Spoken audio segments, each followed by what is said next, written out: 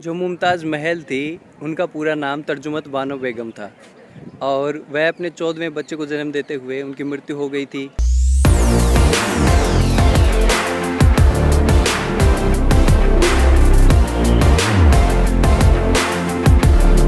अभी सुबह के बजे हैं 6 और मैं जल्दी से रेडी हो जाता हूँ और यहाँ से जल्दी निकलना होगा क्योंकि जितना जल्दी हो सके आपको जाना है देखने के लिए ताजमहल को, क्योंकि फिर बाद में गर्मी है वो बहुत ज़्यादा बढ़ जाती है। और हाँ गाइस, आपको इस व्लॉग में बहुत कुछ ऐसा देखने को या सीखने को मिलेगा जो आपने अभी तक शायद से नहीं देखा होगा।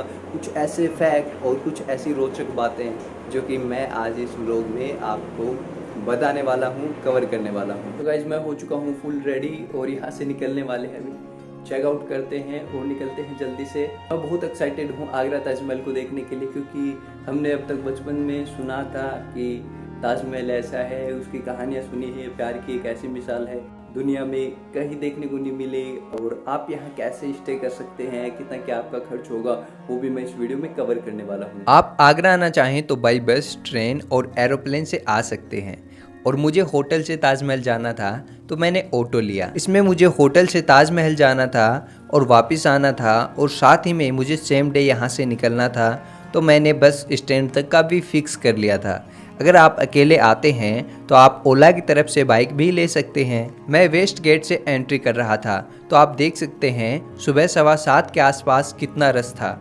और हाँ, अंदर कुछ भी अलाउ नहीं है, आपसे सब कुछ बाहर ही रखवा दिया जाएगा।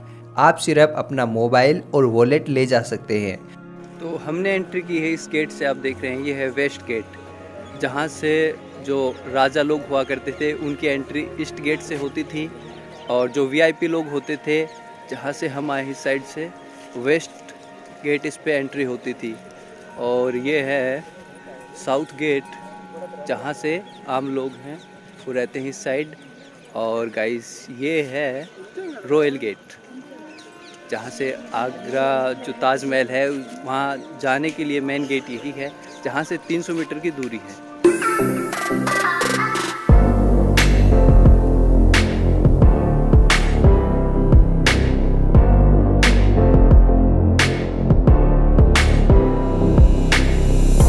और गाइस जो रॉयल गेट के ऊपर जो डोम बने हुए हैं आप देख सकते हैं, 11 इस साइड हैं और 11 इसके पीछे की साइड हैं। यानी कि इनसे पता ये चलता है इसको बनने में 22 साल लगे थे, क्योंकि 11 आगे की साइड हैं, 11 पीछे की साइड, तो ये 22 साल में बनकर तैयार हुआ था। और जो ये सामने यहाँ पे आसपास जो कमरे बने हुए हैं, ये जो कारीगर लोग होते थे, जो 20,000 कारीगर थे, वो यहाँ पे ही आराम किया करते थे। और ये है रॉयल गेट जहाँ से एंट्री करने वाले हैं अभी। ये फुल वो जगह है जहाँ पे लोग सेल्फीज़ लेते हैं। आपने अक्सर देखा होगा जो भी लोग आते हैं वो यहाँ से सेल्फी क्लिक करते हैं। जो आप ताजमहल के लेफ्ट साइड ये मोनूमेंट देख रही हैं, ये मस्जिद है जो नमाज पढ़ने के लिए बनाया गया था। और ये जो आप राइट साइड देख रहे हैं, ये गेस्ट के लिए बनाया गया था। और ये तो आपको पता ही है, ताजमहल मुमताज़ महल की याद में बनाया गया था, जिसे बनाने में 20,000 मजदूरों को पूरे 22 साल लगे थे।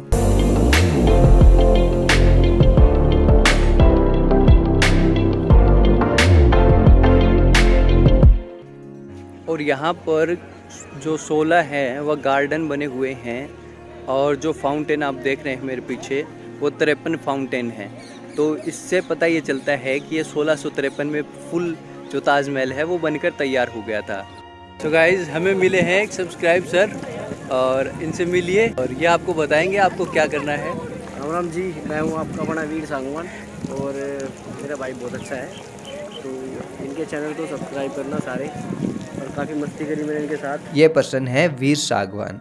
ये कोई मेरे सब्सक्राइबर वगैरह कुछ नहीं, बल्कि एक हरियाणवी सिंगर और एक्टर हैं। हमने एक दूसरे के पिक क्लिक की क्योंकि ये भी अकेले आए थे और मैं भी अकेला ही था। तो आप चाहें तो इनका एक लेटेस्ट सॉन्ग देख सकते हैं, छोरी गुलाबों के नाम से। मुझे काफ़ी अच्छा सॉन्ग लगा और ये पर्सन मुझे बहुत डाउन टू अर्थ लगे। मुझे इनसे मिलके बहुत अच्छा लगा। तो आप जो देख रहे हैं ताजमहल के ऊपर जो गुम्बद के ऊपर लगा हुआ है कलश, वो पहले सोने का हुआ करता था। फिर जो ब्रिटिश लोग हैं उन्होंने उसे चुरा लिया और अब वह कांसी का कलश है वो लगा हुआ है। और क्या आपको पता है जो इंडिया का कुतुब मीनार है उसकी लंबाई ताजमहल से कम है। उसकी लंबाई है 72.5 मीटर और ये जो है ताजमहल, इसकी लंबाई है 73 मीटर। आप अगर ताजमहल को विज़िट करने आते हैं तो आप सुबह जल्दी आने की कोशिश करें, क्योंकि ये 6 या 6:30 बजे खुल जाता है, ओपन हो जाता है। और मैं यहाँ पे आया था करीब 7 बजे के आसपास, लेकिन फिर भी इतनी ज़्यादा गर्मी है, आप सोच नहीं सकते। अगर आपको आना है तो आप जल्दी आएँ, आप अच्छे से घूम पाएंगे, क्योंकि धूप बहुत तेज़ है।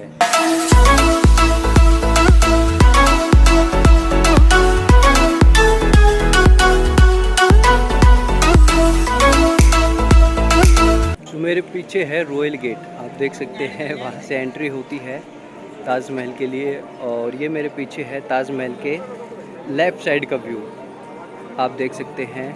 और यहाँ पे ताजमहल से जो लेफ़्ट साइड है उसके सामने बनी हुई है ये मस्जिद, जहाँ पर ओनली शुक्रवार फ्राइडे की नमाज़ होती है 2 बजे की। ये है ताजमहल के पीछे का व्यू, ये ताजमहल है, ये इसके पीछे का व्यू है, जहाँ पे यमुना नदी बहती है, आप देख सकते हैं, ये यमुना नदी है। और यहाँ पर कहा जाता है कि जो ताजमहल की नींव रखी गई थी तो बहुत से कुएँ खोदे गए थे और उनमें महोगनी और एक पता नहीं कौन सा पेड़ है उसकी लकड़ियाँ हैं वो डाली गई थी नींव में, क्योंकि पानी से वह और मजबूत हो जाती हैं। वो लकड़ियाँ, महोगनी की जो लकड़ियाँ हैं वो और मजबूत हो जाती हैं और उससे जो नींव है वो आज तक टिकी हुई है, आप देख सकते हैं, ताजमहल है। और ये भी कहा जाता है कि जो 2010 में यमुना नदी का पानी कम होने की वजह से ताजमहल में कुछ क्रैक्स देखी गई थी, क्योंकि जो मजबूती है वो धीरे कम होती जा रही है धीरे धीरे, क्योंकि जो यमुना का पानी का स्तर है वो भी धीरे धीरे घटता जा रहा है। यह आप देख रहे हैं, ये है रॉयल गेट, जहाँ से एंट्री होती है और फिर यहाँ तक आपको 50 रुपये चार्ज हैं वो देना पड़ता है, आपको टिकट लेनी पड़ती है। 50 रुपये में आप सिर्फ यहाँ तक नीचे तक ही घूम सकते हैं। और अगर आपको यहाँ पे आना है ऊपर ताजमहल के पास बिल्कुल, तो आपको यहाँ से अलग से 200 रुपये की टिकट है वो परचेज़ करनी पड़ेगी। और आपको साथ में शू कवर है वो परचेज़ करने पड़ेंगे। तो मैंने यहाँ से शू कवर है वो परचेज़ कर लिए हैं और तो हम आ चुके हैं ताजमहल के पास।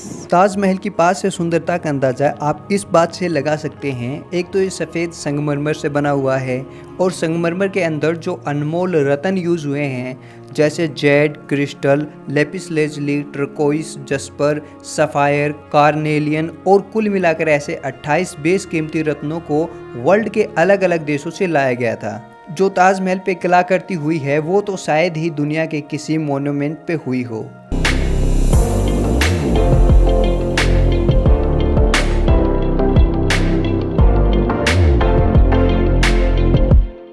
ऐसा कहा जाता है कि यमुना की दूसरी तरफ ये जो एरिया है यहाँ पे शाहजहाँ अपने लिए एक काला ताजमहल बनवाना चाहते थे, लेकिन जब यहाँ पर खुदाई की गई और जांच की गई तो ऐसे कुछ सबूत नहीं मिले। वो जो दूर आपको लाल किला दिखाई दे रहा है वहीं पे शाहजहाँ को उनके बेटे औरंगजेब के द्वारा कैद करके रखा गया था। शाहजहाँ की आखिरी ख्वाहिश थी कि उनको एक ऐसी जगह पे रखा जाए जहाँ से वह ताजमहल को देख सके। और हाँ, इसी लाल किले में कोहिनूर हीरे को भी रखा गया था जो कि अंग्रेज लोग ले गए थे, जो आज इंग्लैंड के द टावर ऑफ लंदन में स्थित है। अब हम आ गए हैं राइट साइड, आप देख सकते हैं जो ताजमहल की राइट साइड है ये है गेस्ट के लिए बना हुआ। As it is right side में भी ऐसा ही है, लेफ़्ट साइड में भी ऐसा ही है, लेकिन चेंज है, ये गेस्ट के लिए है और जो लेफ़्ट साइड वाला है वो है मस्जिद, जहाँ पे नमाज़ पढ़ने के लिए है।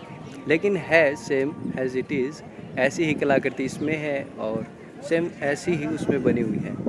और ये है पीछे ताजमहल और ये है मीनार, जो कि कहा जाता है बाहर की साइड झुकी हुई हैं, क्योंकि जो इसका ताजमहल का डोम है, जो मेन गुम्बद है, उसे नुकसान ना पहुँचे।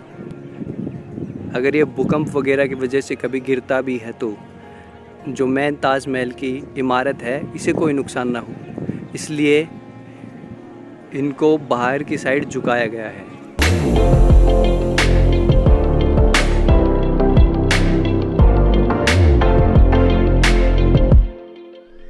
जो मुमताज़ महल थी उनका पूरा नाम तर्जुमत बानो बेगम था और वह अपने 14वें बच्चे को जन्म देते हुए उनकी मृत्यु हो गई थी। तब उन्हें बुरहानपुर में दफनाया गया था और फिर उसके तुरंत बाद शाहजहाँ ने आगरा में ताजमहल बनाने के आदेश दिए और जब ये ताजमहल बनना स्टार्ट हुआ तो उनकी लाश को यहाँ पर लाया गया और यहाँ पर किसी एक गार्डन में उनकी लाश को दफनाया गया था। और जब ये ताजमहल बनकर तैयार हुआ 22 साल में, तब तक उनका जो शव था वह यहीं किसी गार्डन में रखा गया था और उसके बाद इस आगरा के ताजमहल के अंदर उनकी लाश को दफनाया गया था। है ना, बड़ी ही इंटरेस्टिंग स्टोरी। तो इस स्टोरी के लिए एक लाइक तो बनता है गाइस। आगरा के सभी प्लेसेस आप आराम से एक दिन में कवर कर सकते हैं। तो आपका 1 डे का रहना, खाना, घूमना, टिकट सब कुछ मिलाकर आपको पर पर्सन का खर्च आ सकता है 1500 से 2000 तक का।